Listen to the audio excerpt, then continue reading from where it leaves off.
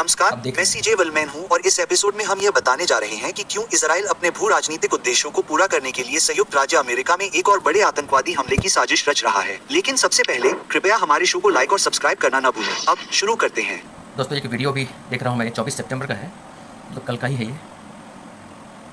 इसने बताया कि ज़ायनिस्ट और इसराइली लोग ये मोसाद जो होता है कि ऐसा ना हो कि फिर से 9/11 टाइप का अमेरिका पे हमला करे, इसलिए कि हमला करने की साजिश या वार्निंग दे रहा है शायद, क्योंकि 22 सितंबर को यूनाइटेड नेशंस में फ्रांस, ऑस्ट्रेलिया, कनाडा और ब्रिटेन, यूके, ये सारे लोग जो है पैलेस्टाइन को एक स्टेट और टू स्टेट सोल्यूशन की तरफ आगे वोट किए हैं और 80% लोग अब जो है पैलेस्टाइन को मान्यता दे रहे हैं एज ए स्टेट। तो आगे जो है वेस्ट बैंक और गज़ा को इंशाल्लाह पैलेस्टाइन माना जाएगा।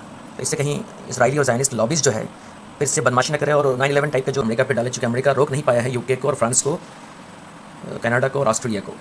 मैं 2018 से ही यह बात कह रहा हूँ, जब मैंने पहले ही चेता दिया था कि ज़ायोनी राज्य अपनी 100वीं वर्षगांठ से बहुत पहले ही हार जाएगा और ध्वस्त हो जाएगा, क्योंकि ज़ायोनी राज्य के मानवता के खिलाफ अपराधों और अंतर्राष्ट्रीय कानूनों के उल्लंघन के बारे में बढ़ती वैश्विक जागरूकता के प्रत्यक्ष परिणामस्वरूप राजनयिक और वित्तीय समर्थन धीरे धीरे कम हो रहा है।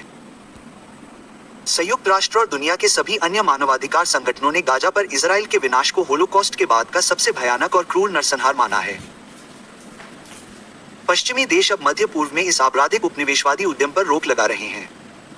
ऑस्ट्रेलिया, कनाडा, यूनाइटेड किंगडम और पुर्तगाल ने पिछले महीने औपचारिक रूप से एक स्वतंत्र फिलिस्तीनी राज्य को मान्यता दे दी है। इससे इजराइल पूरी तरह से टूट गया है। यही कारण है कि नेतन्याहू उनसे और किसी भी अन्य देश से बदला लेने की कसम खा रहे हैं जो ऐसा कदम उठाएगा। शांति से, संयुक्त राष्ट्र महासचिव ने बाकी दुनिया को इजराइल से न डराने के लिए कहा।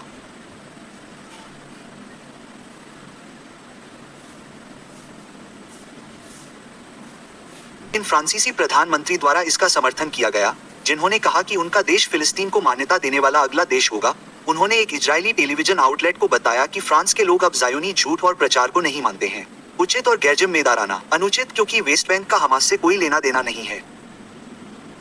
और जब लोग ये कहने लगते हैं कि मान्यता या स्थिति का हमारा जवाब वेस्ट बैंक में बस्तियों को फिर से शुरू करना होगा, यह इस बात का सबसे बड़ा सबूत है कि यह एक राजनीतिक परियोजना है जिसका उद्देश्य हमास को खत्म करना नहीं बल्कि दोनों राज्यों की संभावना को खत्म करना और फिलिस्तीनी लोगों को इस क्षेत्र में शांति से रहने के अधिकार से वंचित करना है। अपने आपराधिक इतिहास में शायद ही कभी इसराइल इतना हताश हुआ हो जितना आज है। और जब इसराइल इस हद तक हताश हो जाता है तो वह आमतौर पर पश्चिमी देशों में न केवल मुसलमानों के खिलाफ डर और नफरत फैलाता है, बल्कि अमेरिकी जनता को अरबों और फिलिस्तीनियों के खिलाफ भड़काने के लिए झूठे आतंकवादी हमले भी करता है। अमेरिकी सेना ने एक खुफिया रिपोर्ट जारी की थी जिसमें कहा गया था कि ज़ायोनी आतंकवादी गतिविधियों को अंजाम देने में माहिर हैं, जिससे ऐसा लगता है कि यह अरबों द्वारा किया गया